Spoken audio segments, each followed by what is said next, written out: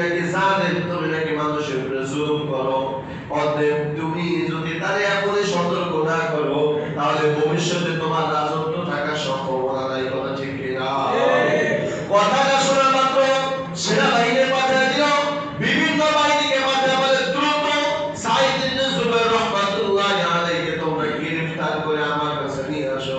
কিতাবের ভিতরে লাগে সাঈদ ইবনে জুবাইর রাহমাতুল্লাহি আলাইহি তাকে যখন গ্রেফতার করা হলো, হাজ্জাজ বিন ইউসুফের সামনে দাঁড় করানো হলো।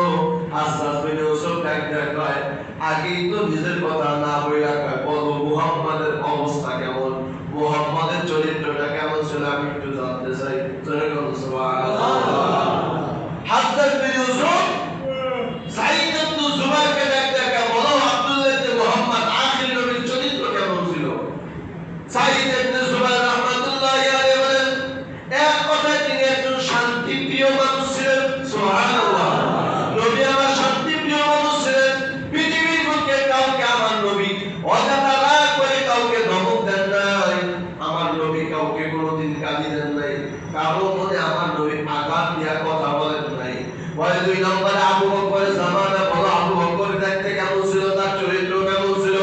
হাজ্জাজ বিন ইউসুফের সামনে যখন হাজ্জাজ বিন ইউসুফ এই প্রশ্ন করলেন, সাঈদ ইবনে জুবাইর রাহমাতুল্লাহি আলাইহি ডাক দিয়া শোনো, আবু বকর এমন একজন ব্যক্তি ছিল যিনি রাসূলের ফটোকপি ছিল। সুবহানাল্লাহ। তার মানে আবু বকর রাদিয়াল্লাহু তাআলা কেমন ছিলেন? ইসলামের ক্ষেত্রে নবীর যেই গুণগুলো ছিল, ওই গুণগুলো আবু বকরের ভিতরে ছিল। সুবহানাল্লাহ। তিন নম্বরে বলতেছে, বড় ওমরের ব্যাপারে তুমি কি জানো, বলো ওমর কেমন ছিল? ওমর রাদিয়াল্লাহু তাআলা এমন একজন লোক ছিলেন যিনি নরম ছিলেন, গরম ছিলেন। রাষ্ট্রভাবে কোনো অন্যায় যদি করত, সাথে ওমর রাদিয়াল্লাহু তাআলা অ্যাকশন নিতেন। অর্থাৎ তার জামানায় অন্যায়ের কোনো অবসান ছিল না। ঠিক না ভাই? অন্যায়ের কোনো সুযোগ ছিল না। কেউ অন্যায় করতে পারতো না, কারো উপরে জুলুম করতে পারতো না, কারো উপরে কারো হক কেউ নষ্ট করতে পারতো না। শেষ নয় ডাক্তার বলে, আমি হাজ্জাজ বিন ইউসুফের ব্যাপারে তুমি কি বলো? বল আমি হাজ্জাজ বিন ইউসুফ কেমন? সাঈদ ইবনে জুবাইর রাহমাতুল্লাহি আলাইহি ডাক্তার, আপনি কেমন আপনি ভালোই জানেন। তবে আমার মুখ থেকে যে আপনি শুনতে চাইতেছেন, তাহলে আমি বলি আপনার যে বড় জালেম এই জামানায় কেউ নাই। চিৎকার করে বলুন সুবহানাল্লাহ। আর বলেন আল্লাহু আকবার। ভয় পাইছে নাকি বাচ্চাদের দেখা? না না, যারা একমাত্র আল্লাহ তাআলাকে ভয় করে তারা কোনো জালেমের সামনে বাড়াবাড়ি করে না। ঠিক না ভাই? এজন্য মোহতারাম হাজিরিন, তোমার গলা থাকবে সবসময় উঁচু। যে মুমিন হবে দুনিয়ার কাউকে ভয় পাবে না, দুনিয়ার কোনো রাজা বাদশাকে ভয় পাবে না। সে একমাত্র ভয় পাবে আল্লাহ তাআলাকে। কারণ সে আল্লাহ তাআলাকে ভয় করবে, আল্লাহ তাআলা তার বিজয়ের মালা পরায় দিবে। সুবহানাল্লাহ। আর যখন মুসলমান তোমরা আল্লাহকে, আল্লাহর ভয় ভুলে গিয়ে দুনিয়ার কাছে যখন তোমরা ভয় করবা, রাজা বাদশাকে ভয় করবা, জেলে যাওয়ার ভয় যদি হক কথা না বলো, মাইক খাওয়ার জন্য যদি হক কথা না বলো, আল্লাহর কসম পূর্বে জাতি যেইভাবে ধ্বংস হয়েছে, আমার মন বলে কেমন জাতি বর্তমানে এই জাতীয় বেঈমানের হাতে ধ্বংস হয়ে যাবে। ঠিক না ভাই? এজন্য ভয় করবে একমাত্র কাকে? আল্লাহ ছাড়া দুনিয়ার কাউকে ভয় করা যাবে না। যতক্ষণ পর্যন্ত দুনিয়ার মানুষের ভয় অন্তর থেকে বিদায় করতে না পারবা, সব জায়গায় তোমরা অপদস্থ হবা, সব জায়গায় অপমানিত হবা। কারণ সম্মান দেওয়ার মালিক দুনিয়ার কেউ না, মালিক কে? আল্লাহ আপনাকে সম্মান দিবে, আল্লাহ তাআলা আপনাকে বিজয়ের মালা পরায় দিবেন যদি আল্লাহ তাআলার ভয় আপনার ভিতরে থাকে। সাঈদ ইবনে জুবাইর রাহমাতুল্লাহি আলাইহি দেখেন, এক কথা আপনার মতো জালেম আর কেউ নাই। আপনি হলেন বর্তমান সবচেয়ে বড় জালেম।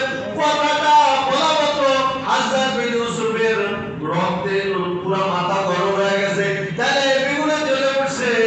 হাজ্জাজ বিন ইউসুফ কয়, যারা অন্যায় করে তাদেরকে আমি ছাড়ি না। আর এত বড় সাহস, আপনার সামনে দাঁড়াইয়া এত বড় কথা বললা, আজকে তোমার আর রক্ষা নাই। আমার হাতে বউ সাহাবায়ে হত্যা হয়েছে, আজকে আমি তোমাকে হত্যা করব। চিল্লা বলেন নাউজুবিল্লাহ। আর বলেন নাউজুবিল্লাহ। মোহতারাম হাজিরিন, সাঈদ ইবনে জুবাইর রাহমাতুল্লাহি আলাইহি হত্যা করার জন্য ডাক জল্লাদ কই গেলে তাড়াতাড়ি আয়। হাজ্জাজ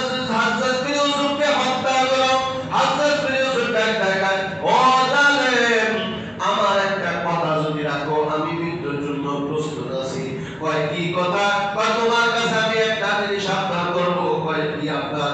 আপনারটা হলো আমারে 2 রাকাত নামাজ পড়ার সুযোগ দাও। সুবহানাল্লাহ। আল্লাহু বলেন সুবহানাল্লাহ।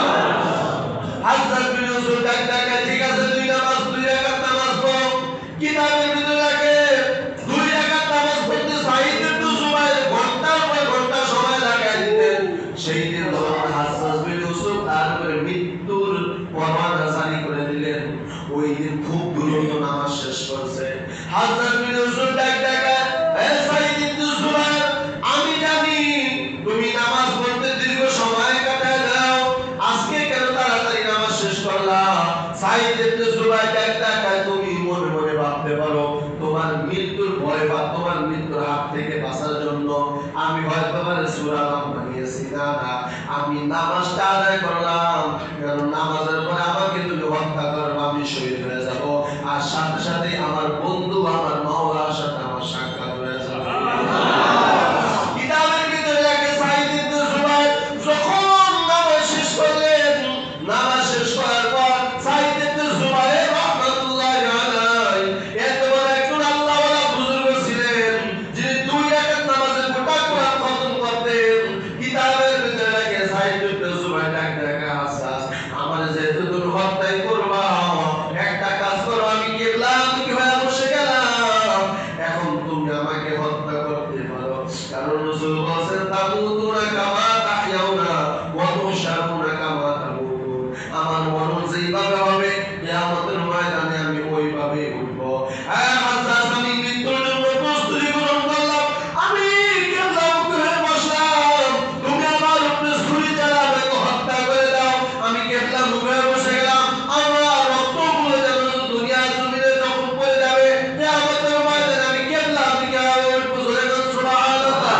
হযরত বিন ইউসুফ ডাক ডাকা, না না, আমি এত বড় পাগল হয়ে যাই নাই, তোমার এত সুন্দর সম্মানের মৃত্যু আমি তোমাকে দেব না। কিতাবের ভিতরে লেখা হযরত বিন ইউসুফের সামনে সাঈদ ইবনে জুবাইর রাহমাতুল্লাহি আলাইহি কিবলামুখী হয়ে তারপরে কোরআনের একটা আয়াত পড়লেন, ইন্নী ওয়াজজাহতু ওয়াজহিয়া লিল্লাযী ফাতারাস সামাওয়াতি ওয়াল আরদা হানিফা ওয়া মা আনা মিনাল মুশরিকিন। এই আয়াত যখন তেলাওয়াত করলেন, শুধু তাই না, কিতাবের ভিতরে লেখা অযথা কোনো সময় এই সাঈদ ইবনে জুবাইর নষ্ট করতেন না, যখনই সময় পাইতেন আল্লাহর কোরআন থেকে তেলাওয়াত করতেন। সুবহানাল্লাহ। এজন্য আউলিয়া একরামরা বলেন আল্লাহর সাথে গভীরভাবে সম্পর্ক করার জন্য এই যে মারিফতের যে স্লোগান দেয় আর গান গায়, মারিফত মানে আল্লাহ তাআলার সাথে গোপনভাবে সম্পর্ক হওয়ার নাম হলো মারিফত। এই মারিফত অর্জন করার রাস্তা হলো প্রধানত 2টা। 1 নম্বরে তাহাজ্জুদের নামাজ কাজা করা যাবে না, 2 নম্বরে যে বেশি কোরআন তেলাওয়াত বেশি করবে তার সাথে আল্লাহর গোপন একটা সম্পর্ক হয়ে যাবে। কি হয়ে যাবে? গোপন সম্পর্ক হয়ে যাবে। আর গোপন সম্পর্কের নামই হলো মারিফত। দিলের নামাজ আর দিলের নামাজ আসল নামাজ, এটার নাম মারিফত না, বরং এটার নাম ভণ্ডামি, এটার নাম দুর্নীতি, আর এটার নাম ধোঁকাবাজি। এটা মারিফত? কথা বলে না কেন? মারিফত হলো গোপন। গোপন মানে গোপন আল্লাহ তাআলার সাথে কথা বলা, গোপন আল্লাহ তাআলার সাথে সম্পর্ক স্থাপন করা। দেখতে সাধারণ মানুষ, কিন্তু আল্লাহওয়ালা বুজুর্গ, বোঝার কোনো সুযোগ নাই। হাত তুলতে দেরি, দোয়া কবুল হইতে দেরি, আর এটাই তো মারিফত। আর সেই মারিফত অর্জন করার রাস্তা হলো প্রধানত 2টা। 1 নম্বরে দৈনিক তাহাজ্জুদের নামাজ আদায় হবে, 2 নম্বরে বেশি বেশি কোরআনের তেলাওয়াত করতে হবে। আল্লাহ আমাদেরকে কবুল করুন, সকলে বলে আমিন। হযরত বিন ইউসুফ যখন সংক্ষেপে বলতেছে সাঈদ ইবনে জুবাইর কিবলামুখী হয়ে বসলেন, এবার ডাক ডাকা, এই তুই কি বললি? আমি কোরআন রাত করলি। কয় না না, এত সুন্দর মৃত্যু করে দেওয়া যাবে না। সাথে সাথে কিতাবের ভিতরে লেখা সাঈদ ইবনে জুবাইরকে অন্য দিক করে আবার ফিরে বসাইলেন। সাঈদ ইবনে জুবাইর আবার আল্লাহ কোরআন থেকে তেলাওয়াত করলেন, ফাইনামা তুওয়াল্লু ফাসাম্মা ওয়াজহুল্লাহ। আল্লাহু আকবার। আল্লাহ কোরআন থেকে তেলাওয়াত করলেন, ফাইনামা তুওয়াল্লু ফাসাম্মা ওয়াজহুল্লাহ। আল্লাহ পাক রব্বুল আলামিন আয়াতে জানায়, বান্দা ডাইনে তাকাও, বামে তাকাও, পূর্বে তাকাও, পশ্চিমে তাকাও, আর দক্ষিণে তাকাও, আর উত্তরে তাকাও, যেদিকে তাকাইবা ওই দিকেই আমি আল্লাহ। সুবহানাল্লাহ। হযরত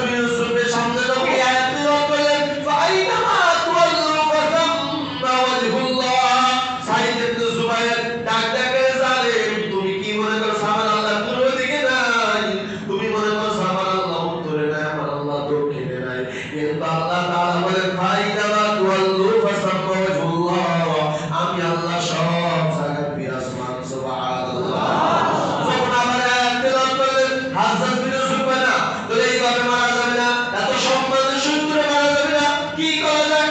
এই মুসলমান কই গেলে তাড়াতাড়ি বড় একটা গর্ত বানা, গর্ত বানানোর পর হাজ্জাজ বিন ইউসুফের চাপা মাটি দিয়ে দুনিয়া থেকে বিদায় করে দে। কিতাবের ভিতরে লেখে হাজ্জাজ বিন ইউসুফ যখন সাইদ ইবনে জুবাইর রাহমাতুল্লাহি আলাইহি ওই গর্তের ভিতরে ফালায়া দিলেন, সাথে সাথে আবার আল্লাহর কোরআন থেকে তেলাওয়াত করলেন, মিনহা খলাকনাকুম, বলেন সবাই, মিনহা খলাকনাকুম ওয়া ফিহা নুঈদুকুম ওয়া মিনহা নুখরিজুকুম তারাতান উখরা। এই আয়াতের অর্থ বলে, হাজ্জাজ তুমি কি মনে হয় জানো না মাটির ভিতরে আমার আল্লাহর বিধান আছে। আল্লাহ বলেন যে মাটি থেকে তোমাকে বানাইলাম, আবার এই মাটির ভিতরে তোমাকে সমাধি দেওয়া হবে, আবার এই মাটি থেকে আমি আল্লাহ তোমাকে পুনরায় জীবিত করব। সুবহানাল্লাহ। শেষ মাস হাজ্জাজ বিন ইউসুফ ওই জল্লাদকে দিয়া সাইদ ইবনে জুবাইরকে শহীদ করে দুনিয়া থেকে বিদায় করে দিলেন। সুবহানাল্লাহ।